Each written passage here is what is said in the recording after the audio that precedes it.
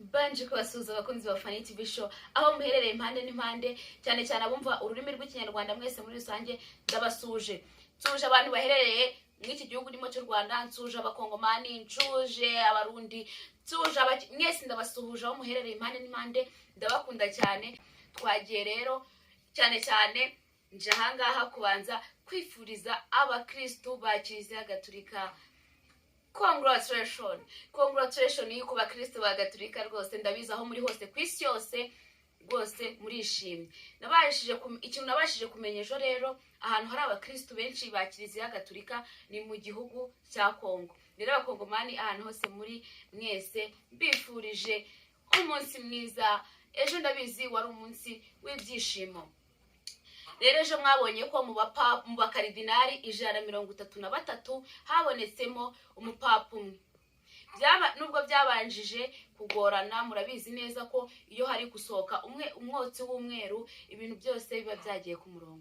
Rero ejo abantu benshi bari i Vatikani n'abandi bose bari kubikurikirana bari ku isi yose ba Kiliziya Gatolika, mwari mutegereje inkuru nziza yo kumenya ngo papa mushyashya kwagiyeho.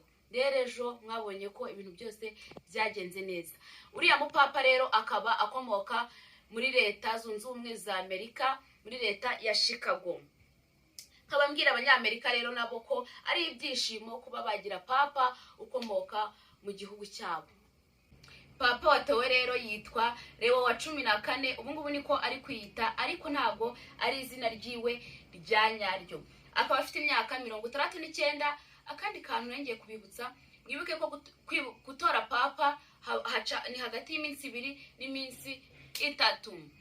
Ariko nanone nkihanganisha abanyafrika muri rusange, ndabizi mwari mwiteze yuko muri Afrika naho haturuka umupapa, ariko ntibyabashije gukunda. Ariko icyambere ni icyizere, ikizima nuko Yezu yaduhaye umupapa muzima kandi umupapa mwiza cyane. Rero na muri Afrika zahava cyane cyane yuko ashana kuva mu Rwanda ntacyo Yezu atakora. Rero twakomeje, ariko hari akantu ejo kantangaje, numvishe karantangaje cyane. Niba atari uko wenda nari nsanzwe nkurikirana bino bintu bya Kiliziya Gatolika, ntabwo mbizi pe. Numvishe umupapa wabyaye abyara abana 7 ku bagore 3. Uwo mupapa akaba yitwa Alexandre wa 6. Ibyo bintu rero byarantangaje. Ambo twifira aho ngaho ku byawa papa birarangiye. Nanibagiwe kandi kantu.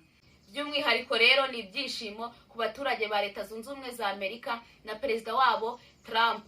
Abakurikirana imbuga inkoranyambaga mwabonye yuko Trump yanditse yuko yifuza guhura na papa uriho uyu munsi. Bakunzi ba Fani TV show rero, nyuma y'itorwa ry'umushumba mukuru wa Kiliziya Gatolika, twakomeje reka twikoze imihanda babwire inkuru ziri imihanda turebe uburyo byifashe. Rero Fani TV show ngiye kuzanige nabahereza amashomba, hereza buri kimwe cyose.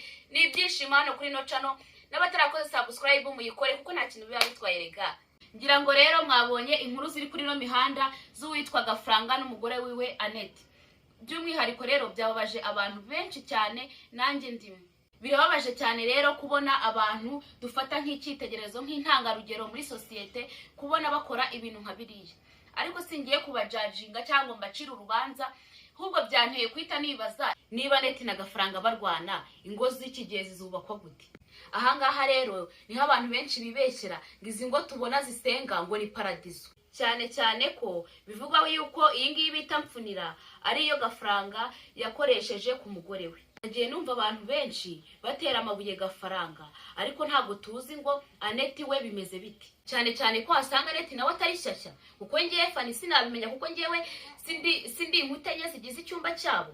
Gusanga aha Annette yakoresheje ubwenge, Gafaranga yazana ya tekinike nababwiye yitwa mpfunira. Annette akamanuka gake akayita yihwereza kubwo kwanga amahane, kubwo kwirinda ko ibintu biba birebire. Cyane cyane ko uyu mugabo Gafaranga akunda gukoresha amagambo akakaye, ntabwo wamenyaga aratekereza iki. Gusa bikaba bibabaje ku bantu nk'aba ngaba basenga kuba batakwicara ngo bakemure ibibazo byabo bitarazamo induru. Byabananira bakitabaza inshuti nazo byakwanga, bakitabaza umuryango nawe byakwanga, bo ubwabo hagati yabo ku giti cyabo bakabiganiraho, ubundi umwe agaca ahangaha n'undi agaca ahangaha batagiye kwiteza abantu. ibi ngibi by'ubuyobozi bwacu bujya butwigisha ko iyo nta disipurine ibintu byose biba ari impfabusa. Ese waba wibaza impamvu ingabo za RDF zihora ku isonga muri Afurika yose zigashimwa n'isi yose? Ahangaha rero niho wumva abayobozi ba RDF bavuga ngo niyo waba ukora indege 5 ku munsi nta disipurine ibyo byose biba ari impfabusa. Ahangaha rero nibaza impamvu abantu tutakwigira ku ngabo zacu ngo tugire disipurine. Ibi ngibi cyo mbivugira hano hanze ntiwabasha gutandukanya bishop n'umusereveri ukora mu kabari cyangwa n'umukwaferi, kuko urasanga bose baratekana. Niba mwarakurikiranye neza ikiganiro Bosco Empire yakoze yavuga ku bagabo badefiriza nabo bagabo batera kanda. Gusa ijambo ry'Imana rivuga yuko abo bantu bose tuzabamenyera ku mbuto zabo. Yari Fanny TV show, kora subscribe umura ntacyo ngutwara.